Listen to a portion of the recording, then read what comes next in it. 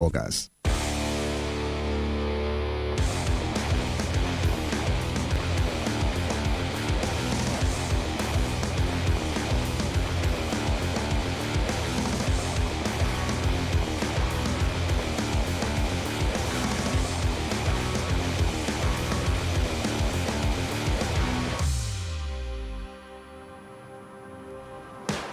Ya estamos escuchando música que de alguna manera lo presenta, pero antes les quiero pasar un pique, que es el punto para cargar nafta y ya de paso comprar algo deli para comer. Te estoy hablando de la estación de Rivera y Propios. Te atienden rapidísimo con buena onda y además tienen unos muffins riquísimos de verdad. Pasas y en un segundo tenés todo, autocargado y merienda o desayuno express. ¿Dónde entonces? Ahí, en Rivera y Propios. Que siga sonando el peyote asesino, que ya tenemos a Juan Campodónico con nosotros. ¿Dónde han sido los lugares más épicos que te han tocado trabajar? Puedes hacer fusión con cualquier cosa y te atrae a hacerlo. Ese tipo de canciones, ¿no? Que realmente tiene una letra durísima hacia la mujer. Hoy se pueden cantar en vivo igual. Llega a El Destapabocas, la entrevista. Es un placer recibir en los estudios de Universal, acá en el Destapabocas, a Juan Campodónico. Bueno, uno de esos músicos que ya no necesita mucha presentación en Uruguay, ¿no? Pues músico, productor, DJ, bueno, aparte un compositor que ha dejado su huella no solo en las bandas que él integró, también en las que produjo, ¿no? Totalmente, Cuarteto de Nos, La Vela, No Te Va a Gustar, montones.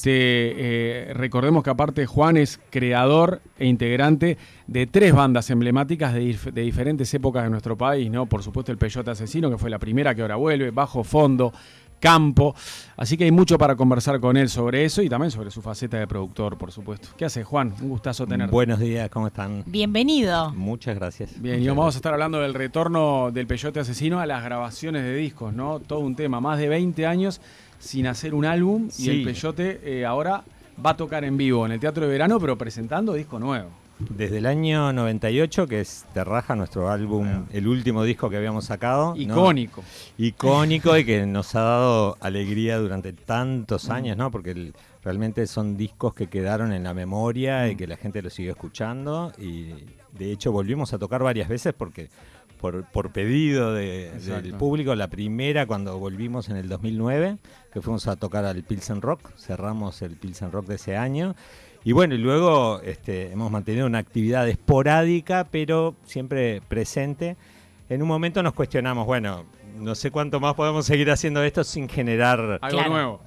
Sí, un álbum nuevo y todo un repertorio nuevo. Y a eso nos pusimos manos a la obra hace unos 3 años. Y bueno, trabajamos un montón. Nos costó mucho encontrar la manera de hacer nueva música del Peyote, que fuera fiel a la estética y a la personalidad del Peyote, pero que fuera algo de ahora, que no fuera como, esto es como de los 90. Un refresh. No. Sí, algo que tuviera sentido para nosotros hoy y que conectara con la impronta del Peyote. Che, ¿puede ser que vos sos de toda la banda el que se mantiene físicamente más igual al de los 90? Puede ser. Bueno, no cambio mucho de look. Viste que hay gente que una vez lo ve, tiene el pelo largo, la otra el pelo corto, después tiene barba. Pero a ver, vos tenés 51 ahora. El look no cambia, pero aparte, la verdad, no aparecen arrugas, no perdés pelo, no engordás, estás igual vos. Es verdad. Bueno, genética, yo qué sé, no sé, mucho mate, muchas horas de estudio. Qué grande. Genética. Mariano arranca a tomar mate, porque si Juan está así del mate, ya es tarde. El mate es una gran bebida, es un té verde muy sano. Depende de qué le pongas. De qué yerba le utilices. Sí, exacto. Juan, vamos a hablar, antes de meternos de lleno en el retorno del Peyote a grabar un disco, ¿no? Que ya hicimos un preámbulo y algo sobrevolamos el tema. Me gustaría hablar un poco también de tu faceta como productor de diferentes bandas, sí. Y cómo vas viendo hoy a esos grupos cuando hacen canciones nuevas y discos nuevos producidos por otra persona. ¿Hay chance de que te metas, por ejemplo, a escuchar un disco nuevo del Cuarteto como un simple espectador? ¿O hay chance de que vayas a ver en vivo al Cuarteto y seas un simple fan? ¿O está el ojo clínico del tipo que los produjo y que ahora ve, mirá cómo hicieron esta canción, mirá esta letra, mirá cómo hacen los acordes ahora? ¿Podés escaparte de eso o no? Bueno, 2 cosas. Por un lado, que he ido a ver varias veces al Cuarteto después de de tu trabajo con ellos. Exactamente. Y la verdad que lo disfruto porque yo iba a ver al cuarteto antes de trabajar con ellos, cuando era un adolescente, y me gustaba muchísimo. Y el cuarteto era un grupo muy alternativo, tocaba en pequeños teatros de Montevideo. Y bueno, yo era público del cuarteto cuando tenía 16 años. Yo recuerdo que después vos decías que fue un honor para vos ser productor de ellos, Totalmente. que era una banda tuya preferida. Cuando me llamaron. Y fue un momento muy lindo, fue muy fresco porque yo realmente venía de afuera del cuarteto, no tenía nada de la interna.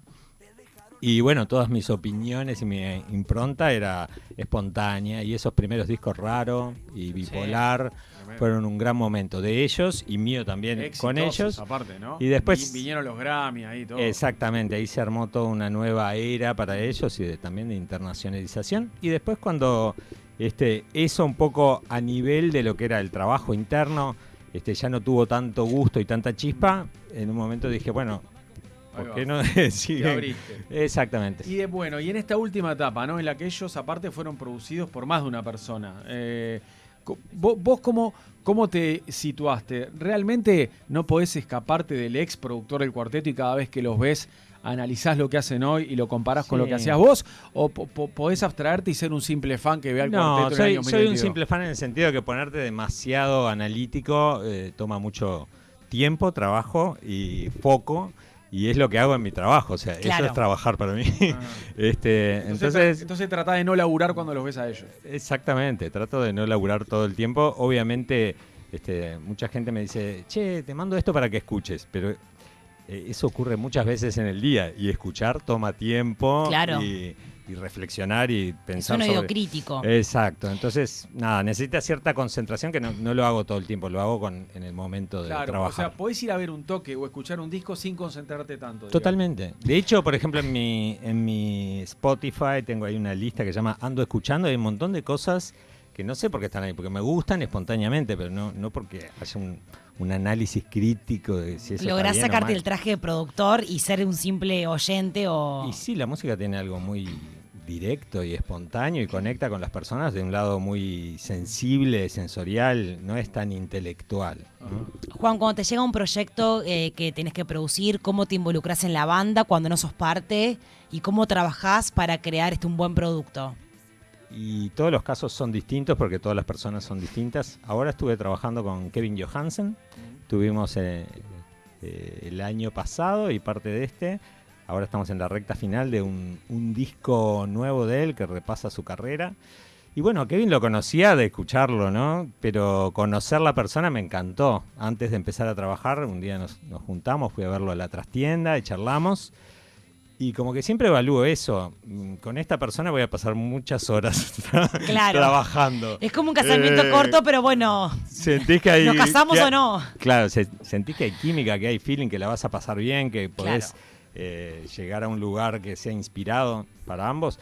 Y bueno, eso es también sensorial y inmediatamente estás con una persona en el mismo cuarto y te das cuenta de lo que pasa. Así que nada, uso ese test como para conectar, y cada conexión es distinta. Ya no sé cuántos discos he producido y artistas distintos, y todas las experiencias han sido diferentes. Yo creo que lo interesante de mi rol es estar bien despierto en la cancha para ver qué está pasando y tomar decisiones que tengan que ver, no aplicar una fórmula o un patrón establecido, porque no existe eso en este asunto de la creatividad. Siempre tenés que estar como muy atento a descubrirlo cada vez. Siempre recuerdo que hace algunos años Pancho Bernaza, que es un reconocido publicista y asesor político en Uruguay, que ha sido jefe de campaña de muchos líderes y presidentes, un día me dijo le dije, bueno, de todos los que vos, de los políticos con los que no trabajaste, ¿con cuál te hubiera gustado trabajar? ¿A quién le hubieras hecho una campaña y no pudiste hacérsela? Y él me reconoció que le hubiera encantado laburar con Astori. Me dice, nunca pude hacerle una campaña a Danilo Astori. Y me dice, me fui a ofrecer. Le fui a ofrecer mis servicios a Danilo Astori y me dijo que no gracias. Tuvo un no de Astori él, ¿no? Y tal, le quedó eso, un tipo que fue asesor de Mujica, Sanguinetti, no sé, de Larrañaga, y le quedó esa. ¿A vos te pasa como productor de que hay alguna banda que te hubiera gustado producir y nunca laburaste con ellos? No sé, es que sí, infinito, porque hay muchísima música que me gusta, me atrae, me motiva. Igualmente me siento súper privilegiado de haber trabajado con tanta gente que creo que el leitmotiv de cuando nos pusimos a trabajar es que yo realmente los admiraba y sentía como, yo qué sé, no sé, trabajar con Jorge Drexler, que lo conozco desde muy chico.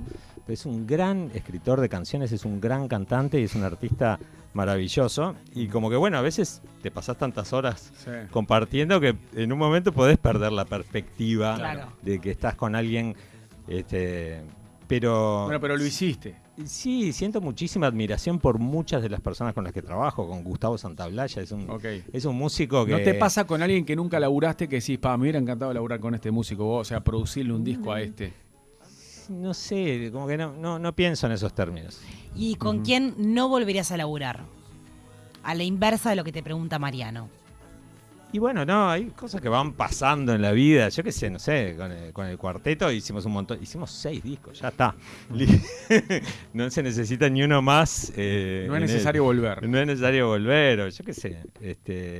Creo que, por ejemplo, con No Te Va a Gustar, que es una banda importantísima, hice su primer disco, que fue un momento muy lindo para ellos y de mucha expansión, y bueno, de ahí arrancó el fuego que sigue hasta el día de hoy, y me siento súper honrado de haber podido ayudar, pero después sentí como que tampoco había enganchado tanto, y como que sí había sido lindo mi rol en ese momento, y incluso hay canciones como Volví a tu casa cuando quieras, ¿no? Ese tipo de canciones no era cierto que las hicimos en aquel momento. O sea, se transformó en un himno del rock uruguayo. Eso. Hasta el día de hoy cierran los shows con esa canción y nada, siento tremendo orgullo cuando veo eso. Claro. Pero no sé si trabajaría con ellos porque también los veo como en otra sintonía y trabajando muy bien con productores muy interesantes, así que como que de repente eso ya fue aquel momento y... Sos bueno soltando, Juan, me parece, por lo que te escucho. Como que entendés los procesos y los vivís como un ciclo, que a veces terminan, como que uno los termina de parir y quedan ahí como viviendo otra vida paralela a la de uno. Totalmente. Capaz que cuando era más chico me costaba más y después me di cuenta que era bastante sano poder desprenderse de las cosas, bueno, inclusive de las opiniones. Mirá que estamos charlando acá y vos me convencés de lo contrario de lo que yo pienso y cuando tomo conciencia de eso, inmediatamente te doy la razón. Soy una persona fácil de convencer. Porque hay gente que por más que el otro tenga razón y se dé cuenta, queda emperrado un par de días, ¿viste? Total, enganchado. Como que, sí. Qué sano. Y gracias a que soltás fácil, te salen otros trabajos también, porque si no podrías laburar con tantos al mismo tiempo, digamos. Eso te enriqueció como productor, poder soltar para poder producir a otros. Porque, y sobre todo mantener la curiosidad. Pero muchas producciones simultáneas no das abasto. Y bueno, siempre hago muchas cosas. No puedo hablar en este momento. Es casi tu estado natural ese. Claro, en este momento estoy terminando el disco de Kevin, empezando a ensayar con el Peyote para esta presentación del 30 de abril. En el Teatro de Verano, que se viene con todo y hay que hacer un tremendo show. Pero, por ejemplo, ahora, ¿con Campo estás en algo? Con Campo ahora está stand-by. Stand-by, con Bajo Fondo. Estuve un par de semanas en Los Ángeles con Gustavo, hace unos días, con Santaolalla, trabajando en un nuevo álbum, que empezamos con las 6, 7 maquetas nuevas. Pero, y como productor de banda o artista, ¿estás con alguna otra haciendo hoy? En paralelo, no, por eso no te da para tanto. ¿O sí? Creo que sí. No al mismo tiempo, pero tengo planes. Claro. Ahí va. Hay cosas que se proyectan con mucha anticipación, ¿no? Y en mayo por ahí voy a trabajar con un artista mexicano que se llama Josean Log. Mirá. Es un artista nuevo, muy interesante, un cancionista muy refinado. ¿Cómo te sigue tirando México? Y sí, me encanta porque yo me crié en la Ciudad de México, vuelvo cada vez que puedo y nada, conservo la admiración por esa cultura, por la diferencia. Me siento muy uruguayo, vivo acá desde los 14, cuando volvimos con mi familia y no me voy a mover de acá, me encanta el Uruguay. Pero siempre mi segunda casa y mi corazoncito está ahí pendiente de lo que pasa en México, ¿no? ¿Qué se espera del show del Peyote ahora en abril? Contame un poco lo que se pueda adelantar, porque el Peyote tiene algo sociológico para analizar. Hace 23 años sacaron un disco y la gente sigue cantando, tarareando y agitándolos como que si su último disco hubiese sido hace 5 años. Y sin embargo no. Hay que analizar ¿Cómo lo eso. vive? ¿Por Pero de qué verdad pasa? siento que un sociólogo podría analizar esta comunidad de ustedes. Es curioso. Es curioso. Es curioso, sí. Lo voy a conectar con algo que me resonó recién. No me acuerdo quién era que decía que los uruguayos somos como un anarquista conservador. Entonces, como muy, por un lado, muy libertarios y por otro lado, muy conservados, Arraigados, muy sí. arraigados, ¿no? Como que vamos Comparto. a los extremos. Y bueno, yo creo que el Peyote tenía una propuesta muy radical y que el tiempo le dio la suficiente distancia para que Claro. lo podamos apreciar desde esa cosa más consolidada que le gusta tanto a los uruguayos y a todos. No sé, podría ser una explicación. Nada, me parece que la música de Peyote estaba un poco adelantada a su época y no envejeció. Realmente muchos de esos temas de aquella época todavía hoy Tienen suenan, Tremendo. suenan frescos y... Mismo, para el Uruguay de los 90 era una música adelantada. Totalmente, y pensé que en aquel momento no llegamos a tener un público tan amplio como hoy. Los shows de Peyote eran shows de 300 Más personas, chicos, ¿no? sí. De clubes chiquitos. Y bueno, 10 años después volvimos para tocar en el Pilsen Rock, que ya era un contexto Masivo. mucho más masivo, y a partir de ahí tocar en escenarios grandes como el Teatro de Verano. En fin, nos llevó a otro Sí. nivel de cómo se conocía la música. También debe tener que ver con el auge que tuvo el rock nacional en los Obvio. 2000, ¿no? Y cómo nosotros éramos el grupo que no estuvo en ese momento, éramos un poco de culto, ¿no? Recién conversábamos y Mariano decía que en los 90 era una música adelantada, la del Peyote, y sin embargo uno la sigue escuchando y tiene vigencia y tiene cierta frescura todavía. ¿Con qué Sí. nos vamos a encontrar con nuestro nuevo disco? Vamos a estar 10 años después y vamos a seguir escuchando el disco que van a lanzar el 30 de abril en el Teatro de Verano. Es un poco el objetivo. Y ojalá Han que cambiado sí. la mira, ojalá que sí. Ojalá que sí. Yo, por lo menos en toda la actividad que hago, siempre hago la música con la suficiente maduración como para que con el pasar del tiempo no pierda vigencia. Nunca es el sabor del mes, nunca tuve un éxito así de que ¡boom! Explotó. Pero es una música que se sostiene, que envejece bien, digamos. ¿Pero qué preferís? ¿Algo que explote el boom que vos decís o algo que se sostenga en el tiempo casi sin esfuerzo? Porque en realidad si bien lo sacan, es la gente que los mantiene vivos Sí, durante sí, muchísimas décadas. A mí me gusta algo que el arte por esencia es atemporal, o sea, tiene el mismo valor el arte de los griegos que el arte que puedes hacer hoy. Entonces, cuando vos llegás a ese estado, me parece que las obras pueden vivir. Entonces, me gusta esa manera, ¿no? Que no sea solo algo que tiene vigencia por 1 o 2 días, ¿no? Cuando hicieron Terraja eran jóvenes de 20 y pico, bueno, ahora tienen 50, 50 y algo, y obviamente pasaron muchas cosas en el medio y capaz que la pluma a ustedes cambió. Totalmente. ¿Te parece que en las letras hay grandes diferencias con lo que hacían? Sí, creo que hubo un esfuerzo enorme por encontrar al personaje. El Peyote no es ninguno de nosotros, dice un montón de cosas muchas veces incorrectas políticamente, y trabaja en un costado bastante radical musicalmente y letrísticamente. Pero claro, quien está escribiendo hoy en día somos nosotros, en el caso de las letras de Peyote, Santulo y Casa Cuberta, y de la propuesta musical todos. Entonces es más elaborado, tiene otra profundidad musical, pero sigue manteniendo el espíritu original, lo que hicimos Ahí va. ahora con Serial. Sí. Creo que quien no le haya prestado todavía atención puede entrar ahí a Spotify, Ahí va. buscar Serial pero bueno, algunos de los ingredientes son los originales en cuanto al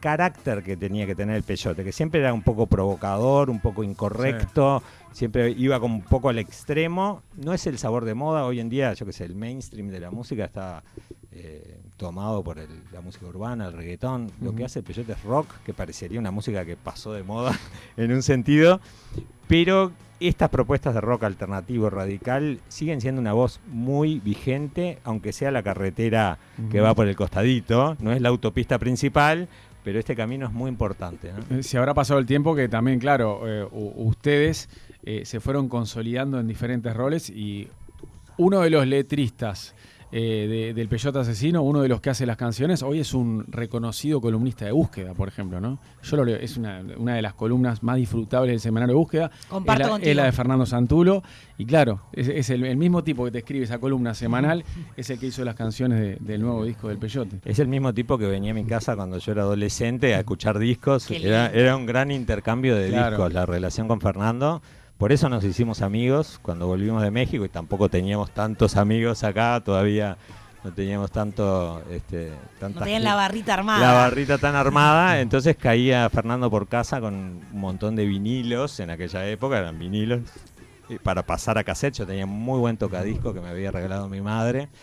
Y nada, eran horas de escuchar discos. Él traía más discos de rock, a mí me gustaba más como el pop, el funk, ese otro costado, que bueno, se nota también en el Peyote de esa Pero mezcla. hay una gran fusión después. Sí, y él venía con los discos de Rush, de The Who, cosas ahí un poco más rockeras, y nada, siempre muy disfrutable. Charlar con Fernando es un tipo muy entrañable y muy linda persona así en el trato, y muy compañero, y aparte una enciclopedia musical, ¿no? O sea, yo siempre charlando con él era como, ¿cómo sabe todo esto? Claro. Sé que yo me he puesto a pensar que me gustaría verlo algún día a Fernando Santulo en Pone Play, en Canal 12. Creo que no ha ido todavía, porque es el típico que clavaría, que metería... Fernando debería tener un programa de radio de poner música y hablar sobre lo que está poniendo, por qué, y el contexto y todo eso. El que batió todos los récords en Pone Play fue Frankie Lampariello, el ex bajista de Hereford, que es un muy buen músico y que sabe todo. O sea, le pones una canción y te dice tac, tac, tac. La rocola humana. Pero más o menos Fernando Santulo andaría ahí. Gente que sabe quién estaba mirando esa grabación. Sí, bueno, una vez me contó Fernando Santulo que él, hablando de mirar la grabación, estuvo cuando estaban grabando Brindis por Pierrot, el clásico de Jaime Ross. Entonces dice que ¿estuvo en el bar? Fue a la batuta, no la grabación del video, la grabación de la música. La música. Estaba en el estudio de la batuta, estaban grabando eso, y no entendía por qué repetían tantas veces la misma parte, si a él le sonaba siempre igual. La batuta en el Pero salvo, Jaime ¿no? decía, no, va de vuelta por esto. Aparte Jaime dicen que es un cirujano de la composición. Ha pedido en edición de videoclip, pide medio frame, a veces en algunos, no tengo medio, es uno, dos, medio. No, es realmente un cirujano de la composición. La batuta en el Salvo era, ¿no? Claro, era el estudio que estaba ahí en el Salvo, que se grabaron grandes álbumes de los 80s ahí. Y después fue reciclado hace un tiempo y se convirtió en lo que es Vivace, un estudio contemporáneo. Juan, quiero saber un poco algo sobre el disco, pero para los fanáticos del disco tangible, físico, serial. ¿Se puede, si alguien lo quiere tener, ponele que capaz que... a ver, porque por supuesto están los fanáticos de los discos viejos, pero también están los fanáticos del CD. ¿Hay chance de tenerlo? Estás haciendo una pregunta netamente para ti. No, para mí, pero también para aquel que dice, me gustaría comprarlo para tener un... Yo voy por Spotify, seguro. Vinilo o CD, ponele, lo que sea, pero ¿hay chance de tenerlo más adelante o no? Sí, primero que el disco ya está en CD, en cualquier disquería. Está en CD, no sabía. Está en CD, Pensé y que en breve ya está hecho, está viajando y pasando por vinilo. aduanas y no sé qué. Está en vinilo. Un gol, sí, ¿sabes que yo pensé que estaba solo en Spotify? No, señor, va a estar en todas las plataformas. Pero yo te continúa con arraigado eso que vos hablabas de estar aferrado como uruguayo a las costumbres uruguayas. O sea que va a tener el CD, ya no puede ya comprarlo. Está. Vas a una disquería hoy y te lo compras en CD. Sí. Perfecto. Sí, señor. Y hablando un poco de las calidades, porque hoy en día, viste que se está volviendo un poco para atrás, porque Spotify es una gran red social y tiene un acceso ilimitado a muchísima música. Sí.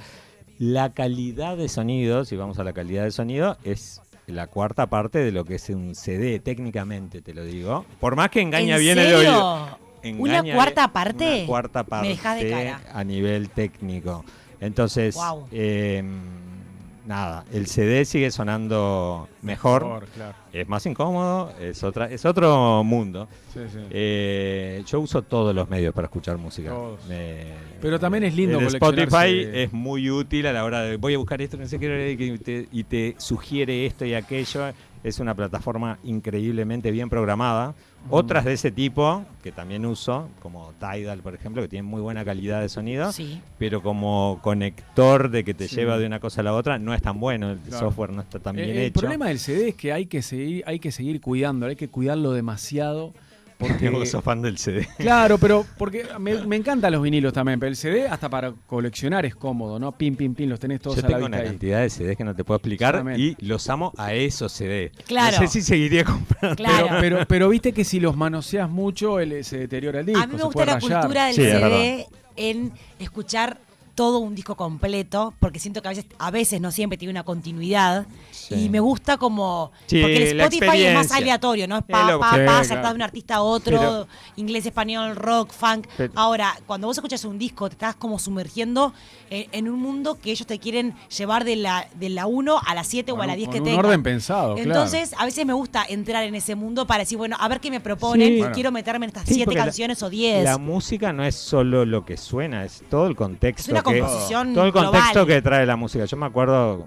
cuando era chico, no sé qué, estaba en Amarillo, vamos a hacer un recuerdo vintage, que era una discoteca muy interesante de la época. Sonó Rage Against the Machine, la banda de rock, en los parlantes. Y yo dije, este sonido es increíble, necesito este disco.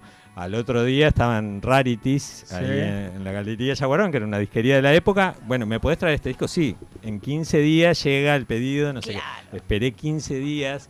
Bueno, el Es día que fantástico. llegó ese disco, lo pude poner en el pasa-CD de casa, era la gloria, ¿no? Era muy...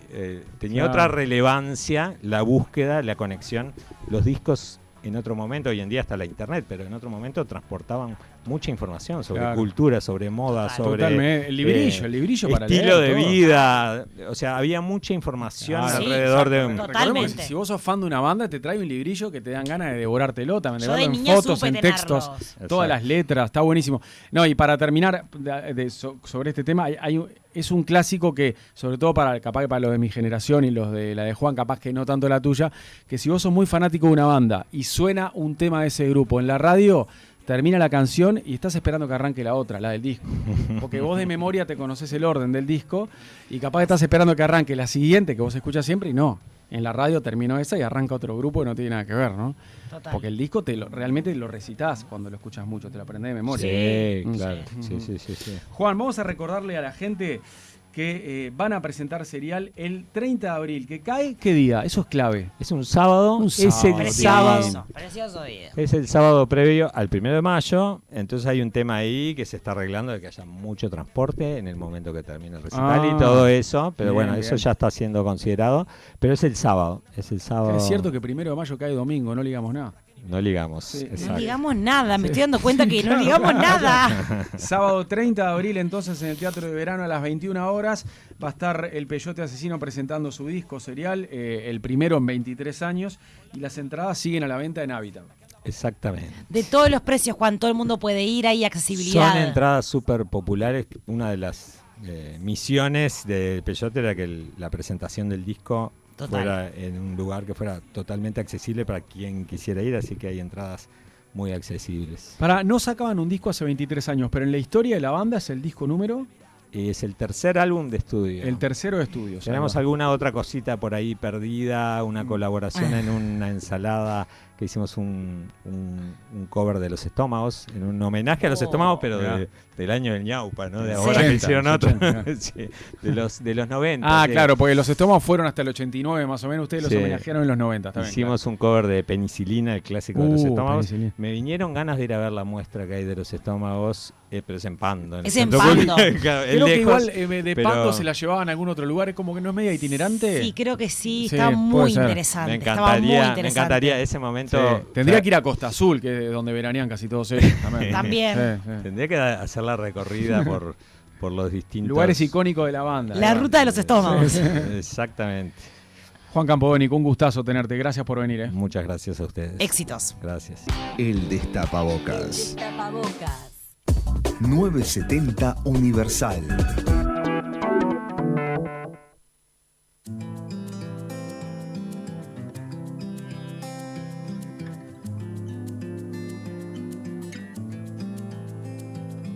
Suenan con rudeza las gargantas, buscando doblegar una esperanza.